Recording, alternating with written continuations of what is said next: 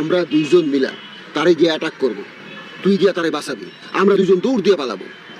উনি খুশি হবেন, তখন ওনারে তোর চাকরির কথা বলবি, তোর চাকরি হয়ে যাবে। ডক্টর এজাজ, স্বাধীন খসরু ও ফারুক আহমেদ বাংলাদেশের নাট্যাঙ্গনের 3 সুপরিচিত ও প্রিয় নাম। কিন্তু এই 3 অভিনেতার শিল্পী জীবনের সঙ্গে যার নাম ওতপ্রোতভাবে জড়িয়ে আছে তিনি কথাসাহিত্যিক ও নাট্যকার হুমায়ুন আহমেদ। বিশেষ করে ডক্টর এজাজের অভিনয় জীবনের সূচনা হয়েছিল হুমায়ুন আহমেদের হাত ধরেই। এছাড়া ফারুক আহমেদ ছিলেন হুমায়ুন আহমেদের ভাই আহসান হাবিবের বন্ধু ও সহপাঠী। 2003 সালে হুমায়ুন আহমেদ এই 3 অভিনেতাকে নিয়ে প্রথমবারের মতো নির্মাণ করেন আলোচিত নাট্য সিরিজ তারা তিনজন বেকার পুরুষের জীবন সংগ্রাম, তাদের প্রতিদিনের জীবন, হাস্যরস, হতাশা অত্যন্ত সহজ ও মানবিক ভঙ্গিতে তুলে ধরা হয় নাটকটিতে।